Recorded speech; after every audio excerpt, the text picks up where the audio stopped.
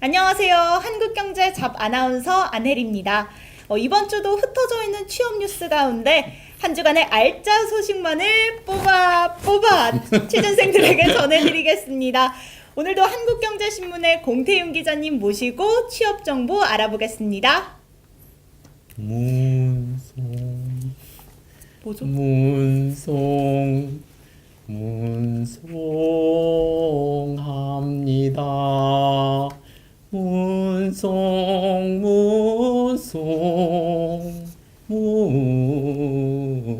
문송. 아니 기자님 이 노래가 뭐죠? 이거 제가 알기로 네. 핸델의 그 오페라 네. 중에 가장 유명한 아리아 네. 그 나를 울게 하소서 그 노래 같은데 왜 문송합니다? 예. 그거를 왜 표현하신 거죠? 문송합니다 뜻이 뭔지 아세요?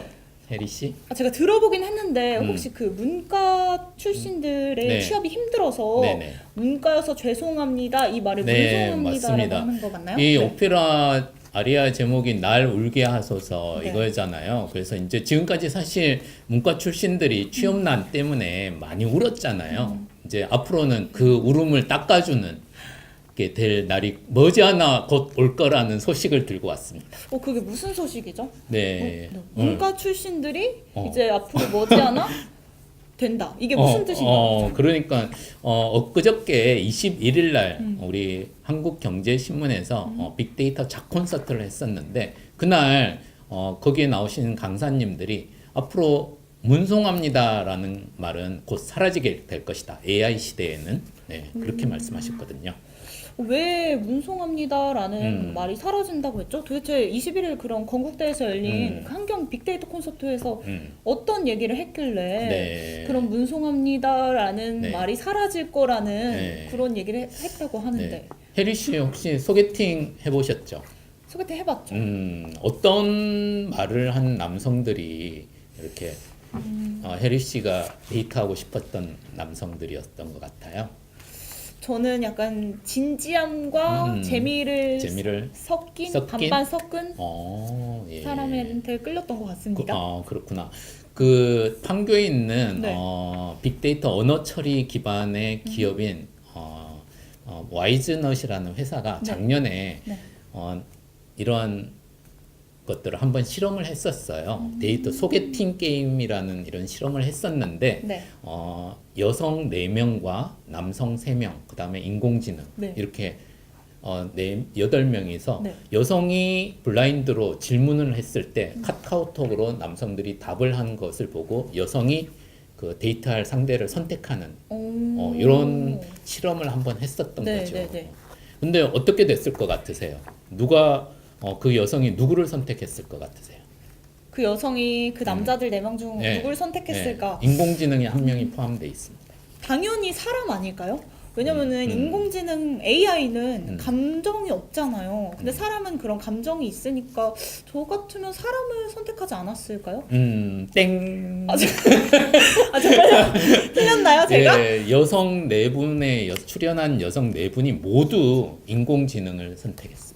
아니 그 말이 되나요, 기자님? 네, 어떻게 도대체 어떤 인공지능이 뭐라고 대답했을게 때문에 여성들의 마음을 사로잡았을지 궁금하죠. 너무 아니 네. 저 말도 안 돼요, 기자님. 네. 저 지금 믿기지가 않는데 도대체 AI가 네. 어떤 말을 했길래 그 여성분들이 AI를 모두 다 AI를 택했는지 너무 궁금합니다. 예, 여성분 가운데 한 분이 이런 질문을 했어요. 첫 인상에 대해서 어떻게 생각하시나요? 이렇게 질문을 던전 첫인상. 근데 아무래도 이제 남성 20대 초반의 남성들은 아무래도 조금 이제 솔직하게 표현한다고 해서 그렇게 많이 표현하잖아요. 조금은 선모순처럼. 선모순처럼. 근데 그죠? AI는 이렇게 대답을 한 거예요. 네. 저는 사람의 겉모습만을 보고 판단하지 않습니다.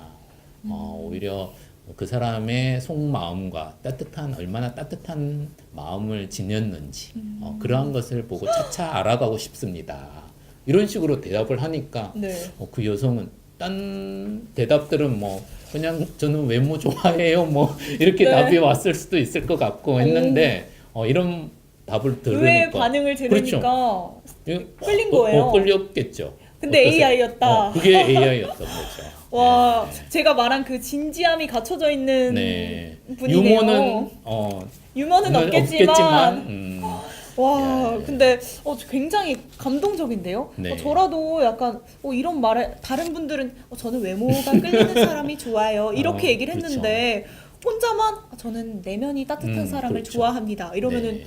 이 사람 정말 자기만의 철학이 있는 사람이구나. 그렇죠. 이렇게 생각하고 굉장히 맞습니다. 끌릴 것 같습니다. 예. 와, 그러면 AI가 도대체 어떻게 그런 공감 능력을 갖고 있으면은 어떻게 공감 능력을 갖고 있길래 그런 말을 했는지 너무 궁금한데요. 그래서 기자님? 아까 제가 문송합니다라는 노래를 부른 네. 이유도 네. 이거하고 연관이 있어요. 뭐냐면은 그 AI 이런 말이 있잖아요. 사람이 어떤 선생님을 만나느냐에 따라서 그 사람의 인생이 바뀌는데 그쵸. AI가 어떤 선생님을 만나느냐에 따라서 AI가 바뀌는 거예요. 그럼 사람이 네. AI를 가르치는 건가요? 그렇죠. 그러니까 그 가르치는 사람이 네. 이공계생보다는 인문학적 상상력과 공감 능력 그리고 상대를 이해하는 능력 이러한 오히려 문과 출신들이 이러한 것들을 더 잘 할 수 있잖아요.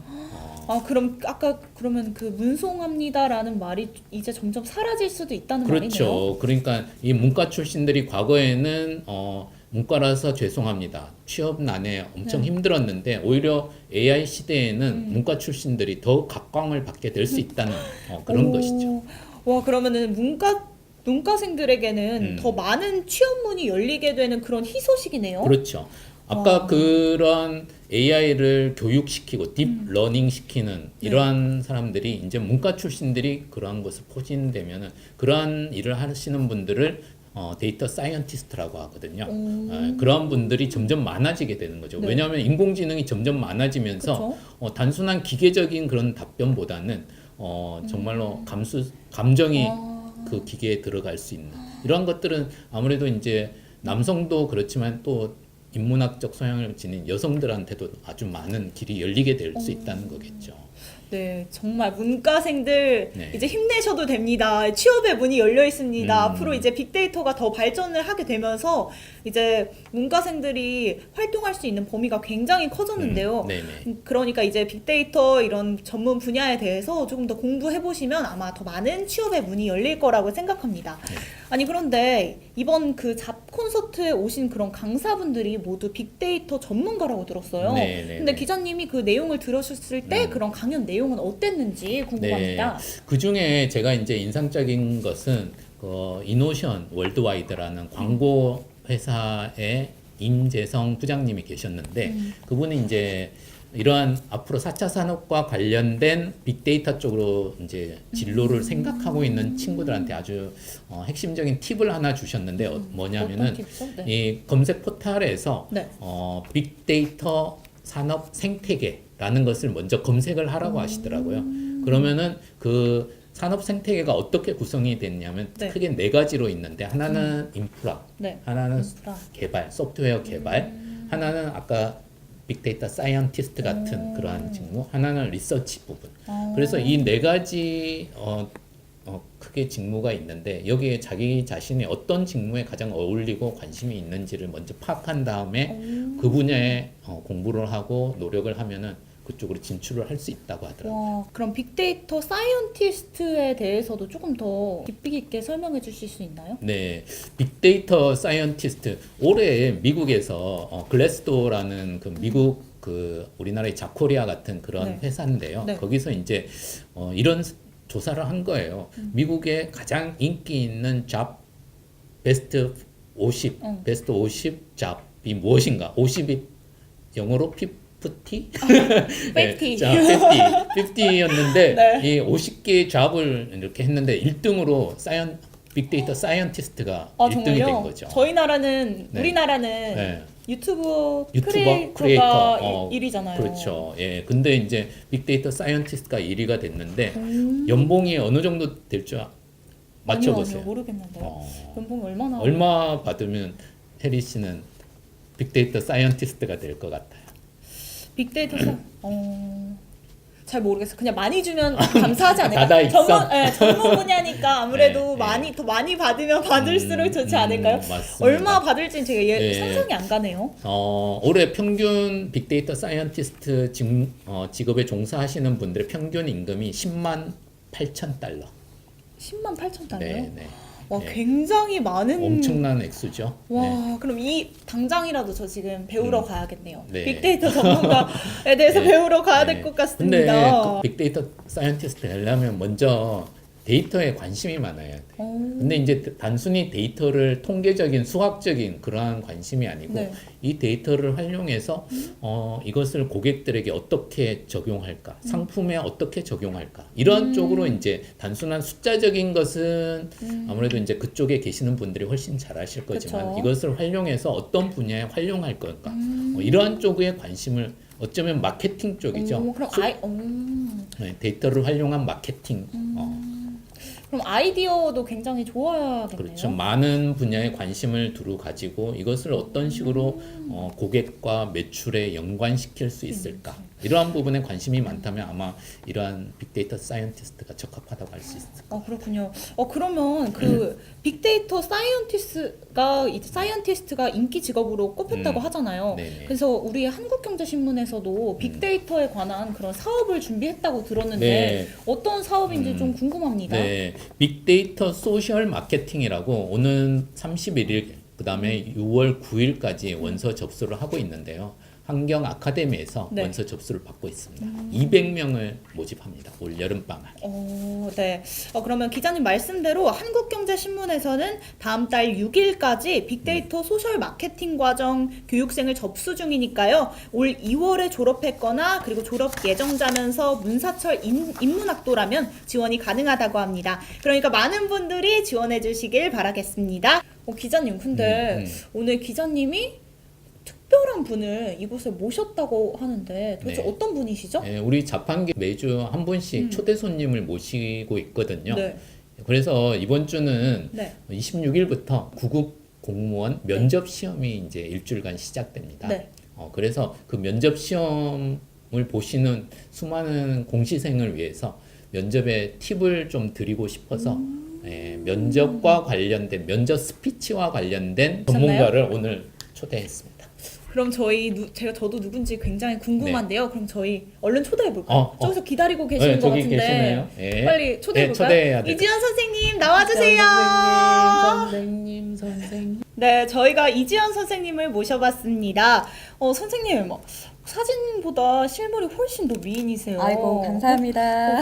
너무 예쁘셔서 저 정말 깜짝 놀랐습니다. 네네 감사합니다. 두 분 다 예쁘세요. 기자님이 사실 제일 예쁘세요. 꼭 미모세요. 네. 네.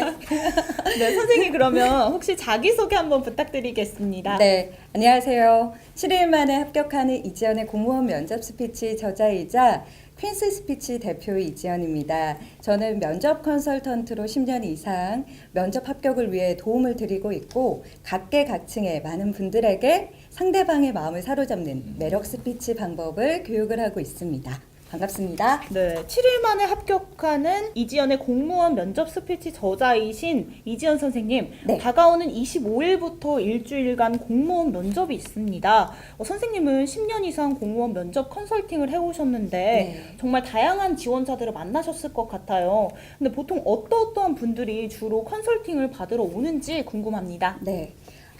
많이 궁금하실 거예요. 이 공무원 면접을 보시는 분들은 대개 1년에서 3년 이상 오랜 기간 동안 공무원 시험을 준비하신 수험생 분들이고요. 그리고 처음 면접을 준비하시거나 혹은 면접에 한 번 이상 탈락하신 경험이 있으신 분들로 면접 스피치에 대해서 굉장히 막막해 하시고 자신의 경험을 스토리텔링 스피치하는 것을 어려워하시는 분들이 많이 오세요. 네. 그럼 면접에 자신감이 없는 분이나 또 그런 막막하신 분들은 스피치 학습이 꼭 필요할 것 같은데요. 그럼요. 그렇다면 공무원 면접 스피치 때 가장 중요한 게 무엇인지 궁금한데요. 아마 이 영상 보시는 분들이 가장 궁금해하실 부분인 것 같아요. 공무원 면접은 사기업 면접과 다릅니다. 어떻게 다르죠? 공무원 면접은 자신의 강점이나 역량이 지원한 직렬이나 직무인 그 공무원에 얼마나 적합한지 공직관이 꼭 들어가야 하고요. 그리고 공무원 조직 적합성이 꼭 들어가야 합니다. 그러려면 본인의 경험을 정리해서 교과적으로 말을 하는 면접 스피치 훈련이 반드시 필요해요. 네. 근데 사실 면접관의 마음을 사로잡는 게 쉽지 않은 일이잖아요. 쉽지는 않죠. 네. 그런데 이번에 선생님이 7일 만에 공무원 면접 합격이라는 책을 내셨는데 네. 면접이란 것은 그 사람의 살아온 생애가 짧은 시간 동안 드러나는 것인데 어떻게 7일 만에 포장은 할 수 있겠지만 7일 완성은 좀 무리가 아닐까 싶은데 네. 어떻게 생각하시나요? 그렇게 생각하시는 분들이 종종 있으시더라고요. 네. 아무래도 제목이 7일 만에 합격하는 공무원 면접 스피치이다 보니까 네. 궁금해하시는 분들이 많은데요. 7일 만에 체계적으로 1일부터 7일까지 체계적인 면접 스피치를 하면은 충분히 나의 경험을 잘 살려서 면접관에게 내가 어떻게 공무원으로서의 업무 역량을 발휘할 것인지 잘 말을 할 수가 있습니다. 그러니까 말은 어떻게 전달하느냐에 네. 따라서 굉장히 받아들이는 내용의 의미가 또 다르잖아요. 그렇죠. 그래서 포장이라는 게 좋게 말하면 지원자의 경험이라는 컨텐츠의 내용을 훌륭하게 고급스럽게 신뢰감을 주면서 표현하는 방법. 이렇게 생각하시면 되시고 7일에 체계적으로 면접 스피치를 하시면 충분히 가능하세요. 네, 가능하십니다. 네, 가능하다고 합니다. 믿습니다. 네, 만 해야 되는 거 아닌가요? 네. 그럼 결국은 네. 7일 동안 자신을 최상의 상품으로 만드는 네. 그런 경험이네요. 그럼 혹시 저도 가능할까요, 선생님? 그럼요. 아나운서 분이라면 충분히 더 가능하고요. 합격에 대한 프리패스 보장합니다. 네. 선생님한테 배울 게 정말 많은 것 같은데 네. 다음에 제가 따로 연락을 네, 드리겠습니다. 네, 알겠습니다. 네, 선생님 그럼 공무원 면접에는 자기소개와 5분 발표가 있는데 네. 그것들을 좀 잘하기 위한 팁이 있을까요? 팁 물론 있죠. 어떤 꿀팁이 팁일까요? 있습니다. 네. 간단하게 요약해서 말하자면 면접 자기소개는요. 자신의 경험을 정리한 후에 두 갈식으로 내가 어떻게 능동적으로 행동했는지에 대해서 초점을 맞춰서 말을 분명히 해주셔야 돼요. 그리고 그 행동에 의해서 결과나 얻게 된 가치가 있겠죠. 그것을 공무원 지원한 직렬 직무에 연관을 시키는 것. 이게 스토리텔링 면접 스피치 포인트입니다. 그리고 면접 자기소개에 PPS 법칙이라고 있습니다. PPS 법칙이 도대체 뭐죠? 궁금한데요. 궁금하시죠? 피를 본다. 피를 본다. 피를 본다. 피를 계속 본다. S는 그럼 뭔가요? 피 흘리며 본다. 네. 그렇게 생각하실 수 있는데 아쉽지만 네. PPS 법칙이라는 네, 거는 네. P 첫 번째 포인트입니다. 포인트. 핵심을 명확하고 구체적으로 말을 해야 하는데요. 말의 길이와 전달력은 비례할까요? 반비례할까요? 반비례할 것 같습니다. 역시 수제이시네요. 반비례합니다. 네. 그래서 짧고 명확하게 말을 하는데 자신의 경험을 반드시 넣어서 말을 하는 게 P 첫 번째입니다. 두 번째는 polite P 예의 바르게. 예의 바르게. 네, 누구나 예의 바른 사람 싫어하는 사람은 없잖아요. 특히나 면접이라는 공적인 자리에서 면접관들은 지원자의 신뢰감 있는 태도를 선호해요. 네. 그래서 가끔 너무 긴장하신 분들이 흐트러진 면접 자세로 면접을 보시는데 그러면 면접이 탈락하게 됩니다. 그래서 polite, 예의 바른 태도, 비언어적인 요소 중요하고요. 마지막 세 번째, S입니다. S. S는 예스요? S는 스마일인데요. 스마일. 스마일 말은 쉽지만 네. 우리가 면접장에 가서 처음 보는 면접관 앞에서 자연스럽게 그쵸. 미소를 띠면서 말하는 게 쉽지는 어렵죠. 않아요. 네. 그래서 눈과 입을 함께 자연스럽게 미소를 띠면서 네. 호감을 사는 것이 중요합니다. 네. 네. 한번 우리 시범을 제가요? 한번 보여주세요.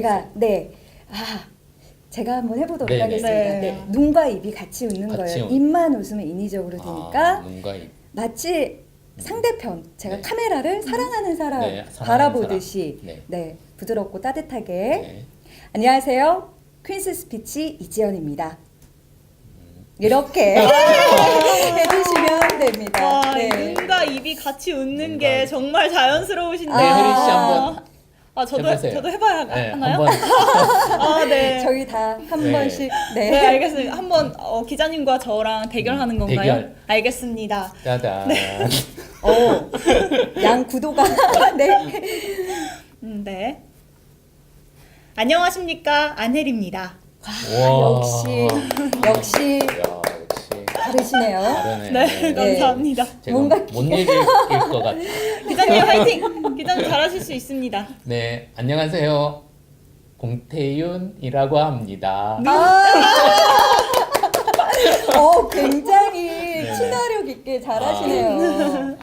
받으신 거 아니죠 컨설팅? 저는 항상 제 자신을 컨설팅하고 공태윤 컨설팅을 눌러주세요. 정말 제가 네네. 그 초청 강사로 너무- 모시고 싶습니다. 시간이 되시면 아, 예. 네, 아, 해주시면 여기저기서 오라는 감사하겠습니다. 데는 네. 가 없어요. 제가 두 분을 모시고 싶다는 생각이 드네요. 이렇게 네. 해주시면 돼요. 네. 저희가- 해주신 것처럼 저희가 눈과 한번 입을. 한번 찾아가겠습니다. 네. 네. 네, 그러면 선생님이 말씀해주신 대로 PPS 법칙이 공무원 준비생들에게 굉장히 필요한 면접 법칙이라고 하는데요. 네. 여러분들이 꼭 PPS 법칙을 기억해주시고 면접 때 가서 활용해 보시길 바랍니다. 네. 그럼 선생님 5분 스피치에 대해서도 조금 설명을 해주실 수 있을까요? 네, 물론입니다. 이제 5분 스피치 굉장히 어렵게 느끼실 텐데요. 5분 스피치는 공무원 면접에만 있습니다.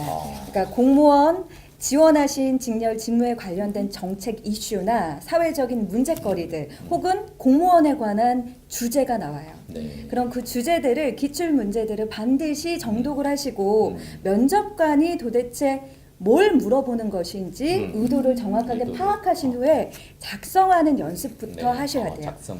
5분 스피치는 저희가 공무원 면접에 가면 자기 기술서라고 해서 종이에 글을 써서 제출을 하게 됩니다. 그것을 토대로 발표를 하게 되는데요. 그래서 자신의 생각을 논리적으로 작성하고 말하는 연습 반드시 필요하다는 거 꼭 기억을 해주시고요. 그러면은 그 네. 자기가 쓴 것을 보면서 발표를 하는 건가요? 보면서 발표하지 않아요. 안 하고. 그래서 어렵습니다. 아, 쓴 거는 제출을 하고 제출을 하고 그 쓴 것에 대해서 본인이 쓴 것에 대해서 어. 신뢰감을 주면서 네네. 요약을 해서 말을 하셔야 되는데요. 와. 그래서 어려운 거죠. 그렇네요. 그래서 간혹 가다가 공무원 수험생들이 네. 본인이 뭘 말했는지 그렇지 뭘 썼는지 까먹죠. 잊어버릴 네. 수 있잖아요. 너무 긴장을 한 탓에 기억을 못 하시는 분들이 네네. 있는데 이러면은 낭패입니다. 아, 그래요? 그래서 연습이 제가 연습을 아까 사전에 해야 되네요. 중요하다고 말씀을 아. 드린 게 와. 많이 작성을 해보시고 기출 문제에 대해서 네. 작성 연습과 함께 소리를 내서 5분 스피치 말하는 연습을 하는 게 하는. 중요합니다. 그래서 면접 훈련, 체계적인 면접 훈련 이렇게 7일 전략을 짜셔서 훈련을 반드시 하셔야 된다라는 네. 거 말씀을 드리고 싶어요. 정말 그렇구나. 어렵습니다. 네. 만약에 근데 자기는 A로 썼는데 B로 발표하게 되면은 낭패인 건가요? 떨어지는 건가요? 낭패고 떨어질 확률이 높은 거죠. 그래서 제가 책에도 썼는데 자기 기술서에 본인이 뭘 썼는지 정확하게 기억을 하셔야 돼요. 네. 기억을 하셔야만 하면 이게 훈련이 되어 있어야 되겠죠. 그리고 주제별 빠르게 요약을 해서 의도를 파악해서 개선할 사항, 방안 등에 대해서 핵심을 요약해서 작성 후에 말을 하셔야 됩니다. 그렇구나. 꼭 기억하셔야 돼요. 네. 네. 여러분 전문 지식에 대해 자신의 생각을 미리 정리해 주는 게 좋다고 하니까요. 여러분들도 평소에 꼭 그런 생각 정리를 꼭 해주시길 바랍니다. 네, 맞습니다. 그런데 선생님 아무래도 면접에서는 언어적인 답변도 중요하지만 그런 비언어적인 제스처나 표정 그죠. 그리고 눈빛 이런 것도 굉장히 중요하잖아요. 중요하죠. 근데 네. 답변하기 어려운 질문이 오면 사람들이 되게 멈칫하고 좀 맞아요. 긴장하기 마련인데 네. 이럴 때는 어떻게 해야지 어떤 표정을 지어야 하는지 궁금합니다. 네. 우리가 되게 긴장하거나 압박감, 부담감을 느꼈을 때 미간을 찡그리거나 눈동자가 좌우로 움직이거나 고개를 삐딱하게 하거나 이러한 그 모습들이 표현이 되잖아요. 네, 그렇죠. 표현을 하면 면접 탈락입니다. 그래서 그 순간조차도 압박에 흔들리지 않고 네. 나의 중심을 잡기 위해서는 눈과 입, 저희 아까 프리패스 그 인사요? S, 미소, 스마일. 네. 네, 미소가 굉장히 중요한데요. 처음부터 공무원 면접의 시작부터 마무리까지 한결같이 미소를 띠는 연습을 하셔야 돼요. 미소를 반드시 유지하셔야 돼요. 만약에 압박 질문을 받았는데 기억이 안 난다. 그럴 수 있습니다. 기억 안 날 수 기억 안 날 있어요. 수 있죠. 그러면 0.5초에서 1초까지는 괜찮은데 그 이상으로 가면 안 돼요. 아, 그래서 얼른 면접관에게 네. 면접관님 하고 정중하게 손을 든다든지 네. 말씀을 건네면서 네. 면접관님 죄송합니다만 제가 긴장을 너무 많이 해서 해당 질문의 답변이 잘 떠오르지 않습니다. 제게 기회를 한 번 더 주시면 준비를 잘해서 답변을 꼭 드리도록 하겠습니다. 이렇게 대처를 하셔야 돼요. 네. 자기가 몰라도 한번 수긍을 하고 네, 인정을 네. 하고 상대에게 내가 양해를 그래도 구하는 거죠. 이렇게 압박감이 있음에도 불구하고 이렇게 그 대처를 할 수 있는 사람이다. 대처 능력이 차분함을 있다. 보여주시는 것이 중요합니다. 그럼 실제로도 그렇게 대답을 해서 합격한 분이 있는 거죠? 많죠. 와, 네. 네. 면접 컨설팅 통해서 이런 훈련들을 다 하시고 선생님 제가 정말 너무 저한테 압박 질문을 많이 하셔서 울 뻔했는데 그래도 내가 준비를 하니까 이겨낼 수 있었다 라고 이야기하시더라고요. 네. 네. 그럼 어려운 질문이 와도 차분하게 담대하게 그런 미소를 띠는 게 굉장히 중요하네요. 맞습니다. 나를 이겨내는 한 포인트가 또 면접이라는 과정이에요. 네. 네. 와. 여러분 하실 수 있어요. 하실 수 있어요. 화이팅! 파이팅! 네, 여러분 면접 합격을 위해서는 화이팅! 아 이거 정말 얼마나 웃을지 정말. 네, 여러분 면접 합격을 위해서는 표정 그리고 밝은 미소 유지해 주셔야겠습니다. 그럼 끝으로 네. 이번에 공무원 면접 대상자가 6,914명이라고 하는데요. 네, 맞습니다. 이들을 위해서 이 방송에만 들을 수 있는 핵심 팁 하나만 말씀해 주시면 감사하겠습니다. 네. 공무원 면접 정말 지나칠 수 없는 피할 수 없는 숙명입니다. 면접이 정말 많이 까다로워지고 어려워졌죠. 여러분들께서는 처음에 면접 준비를 하실 때 반드시 본인이 누군지 정리를 하시는 것이 필요해요. 그리고 글을 써서 작성을 아주 임팩트 있게 해 놓으신 후에 소리를 내서 반복적으로 면접 트레이닝을 하시는 것이 중요합니다. 그리고 면접장에서 네. 면접의 점수를 뛰어넘을 수 있는 한 포인트가 있는데요. 면접관이 마지막으로 하고 싶은 말을 하라고 할 때 네, 네. 놓치지 마세요. 절호의 기회가 될 수가 있습니다. 마지막 하고 싶은 말을 잘 하셔서 면접을 잘 못 본 것 같은데 합격하신 케이스도 있거든요. 누구나 다 진정성 있는 사람을 좋아하죠. 그쵸. 면접이라는 긴장된 상황 속에서 마지막까지 나의 중심을 잃지 마시고 내가 어떻게 공무원을 준비했는지 어떠한 나의 역량이 앞으로 공직 생활에서 발휘될 것인지의 핵심, 업무 역량과 그리고 공무원으로서의 진정성, 네. 내가 공무원에 얼마나 적합한 사람인지를 꼭 마지막에 어필을 다시 한번 꼭 해주시기를 바랍니다. 여러분들 몇 년 동안 너무 고생하셨잖아요. 한 템포만 이겨내면 여러분들의 인생이 달라질 수 있습니다. 화이팅 하세요. 할 수 있다는 자신감과 또 면접 스피치 훈련만이 치열한 공무원 면접에서 합격할 수 있는 비결이라고 하는데요. 네. 대한민국 공무원 수험생들 정말 화이팅입니다. 오늘 이지연 선생님의 공무원 면접 팁 정말 저한테까지 피가 되고 살이 되는 시간이었는데요. 네, 많은 공무원 네. 준비생들에게도 큰 도움이 됐으면 좋겠습니다. 이지연 선생님 오늘 인터뷰에 응해주셔서 정말 감사합니다. 네, 네, 감사합니다. 감사합니다. 감사합니다. 네. 다음 소식은요. 법학 적성 시험 리트나 IELTS 시험이 요즘 너무 비싸다는 의견이 네. 많이 나오고 있어요. 이게 도대체 어떻게 된 일이죠? 네, 법학 적성 시험 리트라고 하죠. 이게 이제 5월 27일부터 원서 접수를 받습니다. 로스쿨을 입학하고자 하는 친구들이라면 무조건 다 시험을 봐야 하는 시험이거든요. 네, 근데 한 댓글에 이제 이 커뮤니티에 취업 네. 이쪽 분야의 커뮤니티에 네. 한 수험생이 이거 너무 비싼 거 아니냐 이런 댓글이 올라와 있더라고요. 그래서 제가 이제 그 댓글을 보고 얼마인가 싶었더니면 24만 8천 원. 네. 24만 8천 원이요?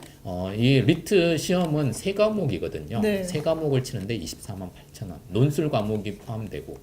그래서 제가 로스쿨 협의회 이 시험을 주관하고 운영하는 곳이 로스쿨 협의회거든요. 네. 예, 로스쿨 협의회에 전화를 해봤더니 사실 시험을 이게 이 시험은 이 수험자 부담이 네. 이 원칙이기 때문에 이렇다. 근데 이제 이 논술 시험이 들어가다 보니까 대부분 출제위원이 교수님들이시거든요. 그러다 보니까 출제료라든지 이러한 그리고 것들, 채점료. 채점료 이러한 것들이 포함되기 때문에 비싸졌다 이렇게 이야기를 하시더라고요. 근데 이제 네. 이 응시자 수가 늘면은 많아질수록 네. 수업료는 더 낮아질 가능성이 높다라고 말씀하시더라고요. 와, 정말 너무 비싸서 수험생들 네. 굉장히 부담스러울 것 같아요. 부담스럽겠죠. 네. 아니 그래서 저희 한경에서 응시자가 많은 각종 시험 30개를 조사해봤다고 하는데 네네. 먼저 그 전문대학원 분야의 네. 시험 가격은 어떻게 되나요, 기자님? 아까 말씀드렸던 것처럼 리트는 24만 8천 원. 그다음에 MDT 의체학 전문 대학원이죠. 네. 여기는 21만 원. 그다음에 약학 전문 대학원 피트. 피트는 16만 6천 원이었습니다. 비싸네요. 네. 그렇다면은 그 전문 자격증 전문 자격증 가격은 어떻게 되나요? 전문 자격증도 제가 조사를 해봤는데 네. 이 공인노무사, 공인회계사, 뭐 변리사 이런 다양한 분야가 있더라고요. 네. 근데 이 공인노무사 같은 경우는 네. 3차까지 시험을 봐요. 이게 1차 원서 접수할 때 끝이 아니고 네. 1차 낼 때 돈 내고 응시료 내고 또 2차 낼 때 내고 3차 낼 때 내고 굉장히 세 번 다 까다롭네요. 내야 돼. 네. 그러다 보니까 공인노무사 같은 경우는 12만 원, 3차까지 다 합격했을 경우 물론 합격하면 뭐 그쵸, 12만 합격하면 원 12만 원 별거 아니겠죠? 별거 아니죠. 근데 합격을 해야죠. 그렇지. 해야 되니까. 그다음에 공인회계사는 1차 공인회계사나 변리사 같은 경우는 1차 때 5만 원, 또 2차 시험 볼 때 5만 5만 원. 원. 그래서 10만 원 내야 됩니다. 그래도 그런 리트 시험이나 음. 미트 피트 시험보다는 그래도 그래도 상대적으로는 조금 싸죠? 저렴한 예, 거네요. 맞습니다. 그러면은 저희가 많이 보는 뭐 토익이나 그런 어학 분야 예, 있잖아요. 어학 분야. 그거는 어떻게 가격이 되는지. 네, 이 IELTS라는 시험이 이제 영국으로 유학을 가거나 이런 친구들한테 필수 시험인데 이 응시료가 26만 원으로 제일 비쌌습니다. 26만 원이요? 네, 26만 원이면은 브라보콘이 몇 개예요? 26개. 260개. 브라보콘도 요즘 네. 가격이 올랐습니다. 올랐어요? 네. 그렇구나. 2,000원입니다. 2,000원? 네. 그러면 130개? 그래도 많네요. 네, 많아요. 예, 그 다음에 토플이 $200. 이걸 이제 한화로 지금 환율이 계속 오르고 있는 지금 상황이잖아요. 네. 그러다 보니까 한 23만 원에 에서 24만 원 이렇게 정도? 지금 형성이 네. 되는 것 같고, 예. 토플도 토익 굉장히 스피킹이 77,000원, 네. 그다음에 오픽이 78,100원 이렇게 지금 되는 것 같더라고요. 와, 이런 시험 하나 보기도 이렇게 비싼데. 비싸서 참 어렵겠죠. 수험생들은. 네. 네. 이렇게 비싼 시험들도 있고 이런데 음, 놀라운 게 그 공무원 시험은 이게 가격이 그대로라고 하던데 네, 이게 정말 맞습니다. 사실인가요? 사실입니다. 이 1994년에 구급 공무원 시험이 5,000원이었는데 지금 아마 그 당시에 5,000원이면 약간 비쌌겠죠. 근데 그쵸. 지금까지도 25년째 5,000원인가요? 5,000원에 제공하고 있습니다. 모시고 있습니다. 네, 다른 시험에 비해서 정말 저렴하죠. 상대적으로 저렴하네요. 그러다 네. 보니까 올해 구급 공무원 응시생이 20만 명에 달했거든요. 그러니까 네. 5,000원 하면은 뭐 그냥 시험 삼아 그렇지 시험 보는 삼아 사람도 많겠네요. 해도 뭐 그날 컨디션 좀 안 좋으면 아예 다 내년에 하지 뭐 이런 식으로 해서 안 볼 수도 있으니까. 그렇네요. 그러다 보니까 취업 공무원 취업 커뮤니티에는 이런 글이 올라와요. 어떤 글이요? 5,000원인 응시료를 50만 원으로 올리자. 그러면은 공부를 열심히 하겠다. 그렇죠. 한 번의 시험밖에 그렇죠. 없으니까. 한 번 보는데 50만 원을 지불하고 네. 응시할 정도면은 엄청나게 열심히 공부해서 네. 응시하겠죠. 근데 네. 근데 이제 많이 응시생은 줄겠지만은 네. 근데 아무래도 시험 준비가 된 사람도 함부로 응시하기가 조금 부담이 될 것 같죠. 그러니까 국가에서 하는 이런 시험은 모두에게 기회 제공을 할 필요가 있기 때문에 저렴한 응시료가 맞지 싶습니다. 네, 저도 그렇게 생각하고 좋은 정보 정말 감사합니다, 기자님. 네네. 그런데 기자님, 네네. 오늘 기자님 그 기사에 댓글이 달렸는데 네네. 도대체 어떤 댓글이 달렸길래? 이 기사가 나가고 나서 댓글이 달렸는데 의대생이었던 것 같아요. 네. 근데 그분이 이제 댓글로 의사 고시는 훨씬 비싼데 이렇게 땡땡땡 이렇게 달았더라고요. 아니 의사 고시가 얼마길래? 글쎄요, 저도 사실 몰랐어요. 이게 한국보건인의료국가시험원. 네.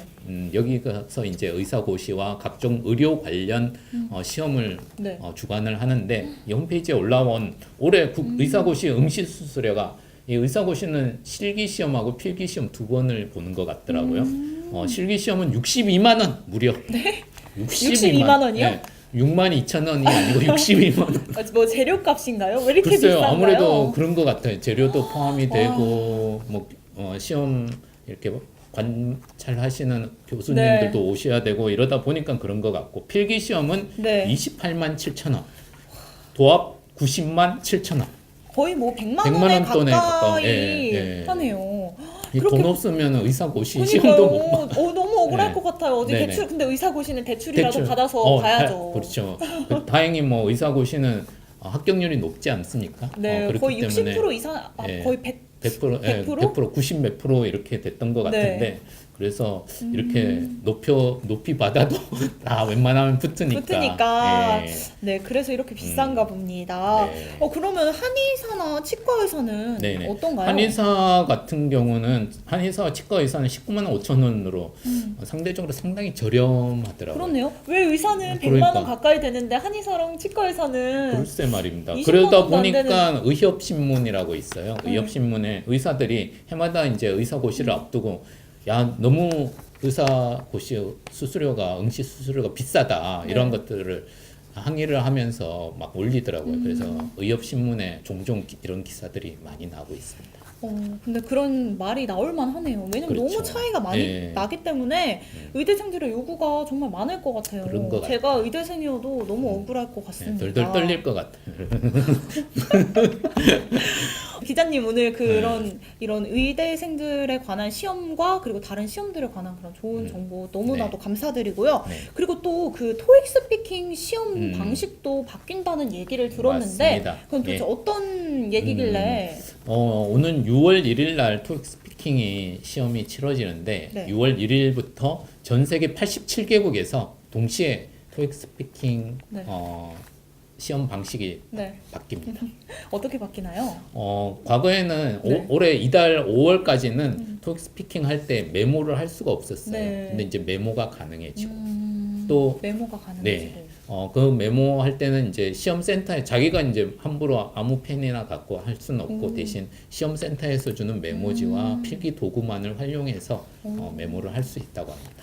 그럼 그 메모지와 필기도구는 가져가도 되나요? 그건 안 되고 집에 많이 또 있죠? 있으니까 그건 네. 반납하시고 네. 네, 반납하셔야 돼요. 가져가면 부정행위. 그런가요? 네, 부정행위. 네, 알겠습니다. 네. 여러분들 꼭 알아두시기 바라겠고요. 아니 그런데 네. 그 초도 늘어났다고 시간도 늘어났다고 예, 하는데 이 문항별 답변할 수 있는 시간도 네. 늘어납니다. 저는 사실 뭐 이 시험을 안 봐서 네. 쳐보지 않아서 잘 모르겠는데 3번 문항, 4번에서 6번 문항, 7번에서 9번 문항 이런 각 문항별로 3초 내지는 최고 15초까지 답변을 준비할 시간이 늘어난다고 해요. 그래서 모두 해서 한 1분 18초 정도가 답변 시간이 늘어난다고 하네요. 이런 토익 스피킹 시험 제약이 조금씩 사라지면서 점수를 높이려는 응시생도 그럼 늘어나겠어요. 그렇죠. 우리나라 이제 하반기 9월부터 시작되는 공채 대부분의 많은 기업들이 토익 토스가. 스피킹이나 아니면 오픽 영어 말하기 시험을 네. 의무적으로 네. 제출하도록 하고 있잖아요. 그쵸. 그러다 보니까 아무래도 이제 여유가 생기잖아요. 마음적으로도. 그러다 보니까 이 시험을 응시하려는 학생들이 많아지지 않을까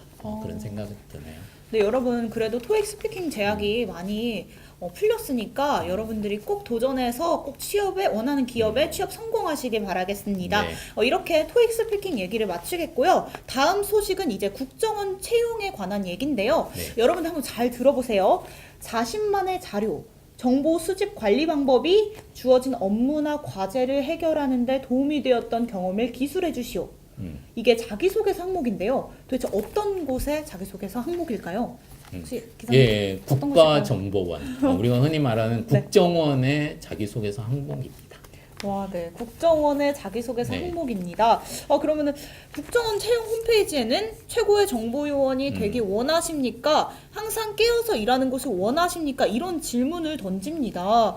도대체 국정원이 뽑고자 하는 사람은 어떤 사람이길래 이런 질문을 하는 건지. 네, 그 채용 홈페이지에 나와 있듯이 최고의 정보 요원을 네. 뽑고 항상 깨어 일하는 곳. 네. 그러니까 항상 긴장하고 항상 네. 무슨 사건이 터질지 네. 항상 모르니까. 촉을 세우라는 네. 그런 촉이 있는 사람을 뽑겠다. 잠도 못 자겠네요. 잠은 잘 수 있겠죠.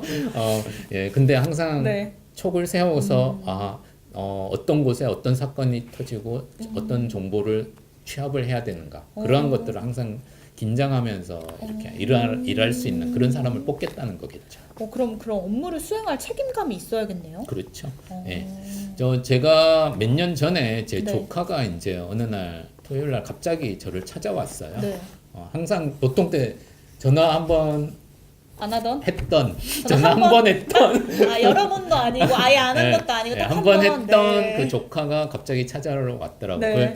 그 왜 왔나 이래 하니까 자기가 이제 오늘 국정원 면접을 보러 간다. 네. 그래서 삼촌 이제 가면은 자기는 이제 저 중국하고 북한 네. 접경 지역에서 아마 근무를 합격하면은 거기서 살게 될 것 같아서 앞으로 이제 삼촌을 못 보게 될 것 같다. 이런 말을 하면서 왔어요. 네. 그래서 이제, 잘 됐나요? 보게 됐어요. 네. 결과적으로.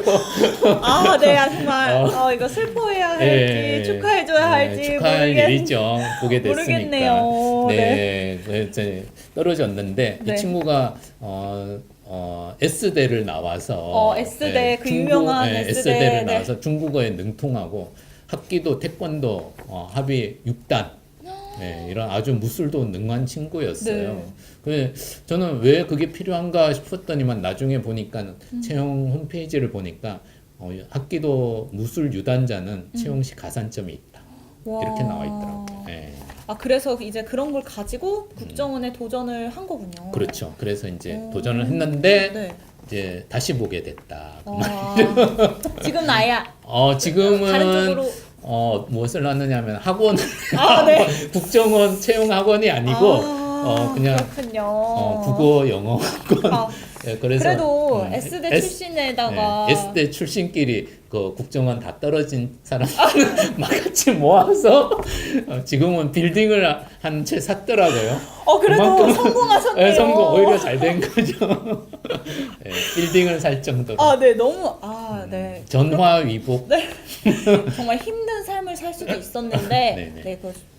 그래도 잘 되셨네요. 그래서 정말 저는 와이프가 치과 의사. 그 아까 19만 5천 원을 5천 원에 내고 응시했던. 합격한 치과 의사. 그렇군요. 와, 그런데 정말 그래도 대단하신 조카님을 두셨어요, 기자님. 네. 아니 근데 그 채용 목표에 3S, 3P 뭐 이런 얘기가 나오는데 네, 도대체 맞습니다. 그거는 무슨 국정원의 말이길래? 인재상이 3S와 3P예요. 3S가 뭐냐? strong. 네. S가 strong, 네. sharp, smart. smart. 발음 너무 좋은데. 이 strong 강하고 네. sharp 네. 아주 예리하고 그다음에 smart하고 이러한 사람을 뽑겠다는 거죠. 그다음에 3P. 네. 3P는 patriot. 애국심이 아주 투철하고 proud. 아주 자긍심. 자긍심과 네. 긍지를 가지는. 그다음에 professional. Professional. 전문가적인 그러한 자부심을 가진 사람을 우리는 뽑겠다. 이런 사람이 과연 있을까요? 있으니까 국정원이 있겠죠? 그렇죠. 있으니까 이런 사람을 뽑았겠죠. 굉장히 좋은 구체적인. 거는 다 모아서. 네, 그러니까요. 와, 이게 정말 다른 곳과 다르게 까다롭고 구체적인 인재상을 원하는 채용 네네. 절차네요. 네. 그러면은 면접 절차 뭐 이런 게 궁금한데 그런 건 네네. 어떻게 되나요? 아무래도 이제 서류 전형을 통해서 자기소개서나 이런 걸 봤을 때, 네. 이 친구라면은 이러한 자질이 있구나라고 먼저 검토를 하겠죠. 그 다음에 이제 그렇다고 자질만 있다고 이 친구가 지적인 능력이 없으면 안 되잖아요. 그쵸. 그걸 필기 시험을 통해서. 그리고 이제 실질적으로 서류 전형을 했는데 자기소개 쓴 사람이 맞는지 확인하는 그런 면접 절차. 면접 절차. 그런데 이제 그 중간에 뭐가 하나 있습니다. 체력 검증, 체력 테스트가 있어요. 아니 체력 테스트까지 네, 있어요. 그렇게 체력. 까다로운 앞에 면접을 네. 두고 체력 네. 테스트까지. 그렇죠. 체력 테스트에서는 그럼 그러니까 어떤 이제 면접을- 체력 테스트에서는 셔틀런, 네. 그러니까 짧은 거리를 방법에서 막 이렇게 하는 아이, 이런 그거는- 능력.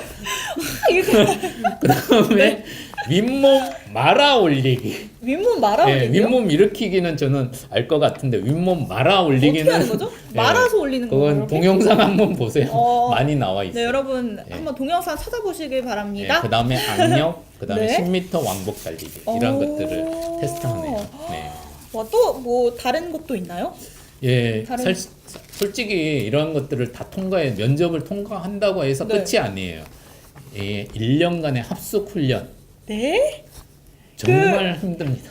아니 그 예. 윗몸 말아 올리기, 악력, 그 왕복 달리기, 예, 예. 셔틀런까지 하고 나서 또 네. 합숙 훈련이 합숙 훈련. 1년간 있다고요? 예, 1년간 이거 네. 여자 합격생이라고 봐주는 거 없어요. 없습니다. 예. 사격술, 총쏘는 네. 사격술, 마약 식별법, 그다음에 사이버 네. 테러 방지법, 뭐 이러한 것들을 비롯해 가지고 해병대에서 하는 해상 UDT 훈련까지 와. 통과를 해야 비로소 국정원 직원으로서 거듭나게 됩니다. 네, 이런 힘든 과정을 거쳐야만 바로 국정원 직원이 될 수 있다고 하는데요. 이런 훈련을 충분히 이겨내겠다고 결심한 분이라면 국정원에 지원해 볼 만한 곳이라고도 그렇죠. 생각합니다. 몸과 마음이 건강한 사람을 뽑겠다는 거죠. 어, 네. 정말 대단한 곳이네요. 네, 그렇습니다. 와, 그래서 그 조카님도 네. 도전을 하시고 네, 했는데 아. 다시 보게 됐다는 거. 네, 정말 안타까운 일이고요. 네. 여러분들 혹시 체력이 좋으시거나 나는 꼭 국정원에 들어가서 국가에 대한 업무를 하겠다라고 하면은 국정원에 꼭 도전해 보시길 바랍니다. 네. 그리고 마지막으로 그 다음 소식인데요. 기자님이 소개해 주실 영화가 한 편 있다고 네, 하네요. 그래서 그렇습니다. 저희가 어떤 영화인지 한번 기자님께 자세히 여쭤보겠습니다. 네. 혹시 혜리 씨 김용 전 세계은행 총재 아시나요? 네, 당연히 알죠. 그 의료인이었다가 네. 지금 세계 총재가 되신 분 한국인. 네, 네. 맞습니다. 한국인 최초로 네. 아시아계 최초였죠. 오, 지난 아시아계 최초구나. 2012년에 네. 세계은행 총재로 지명을 받아서 한번 세계은행 총재를 하시고 재선임이 되셨었는데 지난 네. 3월 말쯤에 네. 도중에 이제 중도 하차를 하셨습니다. 그 부분은 조금 이따 말씀드리겠고, 네. 근데 이제 이 총재가 나오는 영화더라고요. 저도 이제 이 영화 제목이 Bending the Arc라는 부제가 세상을 바꾸는 힘이에요. 네. 어떤 궁금하시죠? 의미죠? 이 영화는 다큐 영화인데 네. 이 여기에 등장하는 인물이 세 분이 계십니다. 우리 김용 총재하고 네. 폴 파머라는 그런 하버드 의대생, 네. 그다음에 오피리아 필이라는 사회운동가. 네. 이 세 분이 NGO NGO 활동을, 단체를 그 당시 만드는 것이고 20대 때. 그래서 IT 미국의 근처에 있는 그 IT 국가에 네. 의료 봉사 활동을 가면서 수없이 많이 죽어가는 그러한 결핵으로 죽어가는 IT인들을 살리면서 이 단체가 점점 확산이 되고 많은 의료인들이 의사를 꿈꾸는 젊은이들이 네. 그 단체에 헌신하게 되는 그래서 지금에 이르렀습니다. 아니 그러면은 학교를 다니면서 음. 그렇게 IT까지 봉사를 하러 다닌 건가요? 그렇죠. 이 폴 파머나 김용 총재 같은 경우는 이 목요일 의대생들이 상당히 수업이 빡시잖아요. 그쵸. 빡세고 힘든데 그 목요일까지 수업을 딱 끝내고 목요일 밤에 IT로 날아간 거죠. 와. 네, 그래서 목요일까지 배운 자기가 네. 의대생으로서 배운 그러한 것들은 네. IT에서 앓고 있는 그 사람들에게 직접 적용을 하고 또 뭐가 안 낫지 생각하고 다시 학교에 와서 교수님한테 또 물어보고 이러한 일들을 의대생을 반복적으로, 하면서 네. 반복하면서 공부도 하고 그 사람들을 치유해주는 그런 와. 전도사로 그래서 나선 거죠. 와. 그럼 그분들이 어떻게 됐죠? 지금은 김용 세계 총재는 세계 총재가 되셨고 네네. 또 그 다른 폴 파머는 어떻게 됐나요? 폴 파머는 현재 파트너스 인 헬스라는 정부 NGO 비정부 기구죠. 네. 비정부 기구의 대표가 돼 있는데 네. 지금은 벌써 30년이 흐른 지금 한 10여 개국에 1만 네. 7천 명 정도의 그런 활동가들이 거기서 와. 활동을 하고 있다고 해요. 네. 그만큼 작은 씨앗이 네. 점점 자라서 지금은 이제 큰 나무가. 나무가 된 거죠. 네. 와, 작은 씨앗이 그렇게 큰 나무가 됐다는 게 굉장히 감동적인 말인데 음. 그렇게 학생 때 음. 봉사활동을 다니고 네. 이러다 보니까 그렇게 큰 기업을 만들게 되고 네, 네. 정말 대단하신 분 같아요. 네. 아 근데 음. 아까 그 음. 기자님이 음. 김용 총재가 지금 음. 사퇴하셨다고 하는데 네, 그게 네. 어떤 얘기인지 조금 궁금합니다. 사실 김용 총재는 세계은행 66년 역사에 처음으로 의료인으로 처음으로 이제 네, 의료인으로서는 처음으로 세계은행 총재가 됐거든요. 네, 그 전에는 경제학자라든지 이런 네, 분들이 많이 총재가 되었는데 그러다 보니까 김용 총재가 자신이 30년 동안 해왔던 일들이 저개발 국가나 아니면 빈국 이러한 것을 찾아다니면서 네. 그분들에게 의료를 지원해주는 이러한 일을 해오다 보니까 세계은행 총재가 되었을 때도 네. 그 자본력을 가지고 그러한 용도로 쓰신 거예요. 그러다 보니까 개도국에 있는 많은 국가들은 환영을 한 거죠. 김용 총재, 예. 그러니까 김용 총재가 뭐 환영을 받으려고 그 일을 한 건 아닌데 아니지만. 인류애적인 차원이 있는 거죠. 와. 그래서 김용 총재가 총재 수락 연설에 이런 말씀을 하셨어요. 네, 어떤 더 말씀? 많은 사람들이 기본적인 의료 혜택을 받을 수만 있다면 네. 이제 모든 걸 바꿀 수 있는 기회가 왔다. 그러니까 김용 총재로서 자신이 총재이기 때문에 또 네. 그러한 세계은행의 자본력을 가지고 네. 그러한 빈국에 지원해 줄 수 있는 그러한 역할을 할 수 있는 그런 위치에 서 있기 때문에 했는데 아무래도 이제 지금 그 당시 오바마 네. 대통령이었다가 지금은 트럼프 대통령으로 바뀌었죠. 바뀌었잖아요. 아무래도 이제 들리는 말에 의하면은 아무래도 이제 트럼프 대통령의 미국 우선주의, 그다음에 아무래도 김용 총재는 미국 우선주의가 또 좋지만은 이 전 세계 인들의 아프고 네. 그러한 그렇죠. 아픈 사람을 치유하는 이런 네. 쪽에 관심이 있다 보니까 아무래도 갈등이 좀 있었지 않았나 그런 말도 들리더라고요. 네, 그래서 김용 총재가 중도에 하차를 했다는 그런 설이 나돌기도 합니다. 그래도 김용 총재가 사퇴했다는 것은 굉장히 안타까운 일 안타까운, 같은데요. 네. 왜냐하면 개도국의 의료 발전에 굉장히 많은 기여를 하신 분이기 때문인데요. 근데 이런 영화를 이제 추천해 주신 이유가 있을 것 같은데 기자님 왜 어떤 이유로 이 영화를 추천하게 되었나요? 지금 사실 면접 시즌인데요. 네. 이 면접 시즌 때 네. 많은 친구들이 면접 질문이 그런 게 있어요. 네. 만약에 입사를 하고 나면은 나중에 무엇을 하고 싶은가? 그쵸. 이런 그런 거 질문을 포부를 사실 꼭 묻죠. 포부를 묻죠. 근데 많은 친구들이 그냥 이 영화를 보면은 다시 한번 자기가 왜 이 회사에 입사하고 싶고 입사한 후에 어떤 꿈이 있고 네. 다시 한번 자신의 꿈을 한번 되돌아보라고. 되돌아보면은 좋지 않을까 그런 차원에서 제가 이 영화 네. 이 젊을 때 젊음의 가장 큰 특징은 또 꿈꾸는 거지 않습니까? 네, 그쵸. 꿈을 꾸고 그 꿈을 향해서 자신의 노력들 아까 폴 파머가 매주 IT로 날아갔던 것처럼 그러한 젊은 날의 그러한 노력들 꿈을 꾸고 친구들과 그 꿈을 같이 나누고 이러한 것들을 사실 면접 때 이야기한다면은 그 친구는 저라도 뽑을 것 같아요. 네. 여러분 잘 들으셨나요? 이제 지금 꿈을 잃어버린 청년들이 있다면 아마 이 영화를 보면서 다시금 자신이 이 땅에 왜 왔는지 그런 존재의 이유를 다시 한번 생각해 보면 좋을 것 같습니다.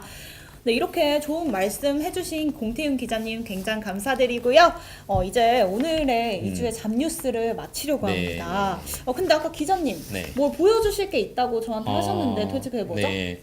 혜리 씨, 네. 이 프로그램의 이름이 뭔지 알아요? 당연히 알죠. 뭐예요? 자판기. 자판기. 자판기. 네. 맞습니다. 자판기잖아요. 우리 자판기 송이 있어요. 자판기 송은 저도 가르쳐 주실 거죠? 예, 예. 네, 뭘까요? 자, 저를 네, 따라해 보겠습니다. 꾹 꾹 누르면 취업 정보 와르르 지역 정보 와르르 자판기. 자, 오늘 자판기 꾹 눌러 주실 거죠? 자판기 꾹 눌러 눌러주실 거죠? 자, 여러분 많은 구독 부탁드립니다. 지금까지 한국경제신문의 유튜브 채널 좌판기 안혜리 아나운서 공태윤 기자님이었습니다. 기자였습니다.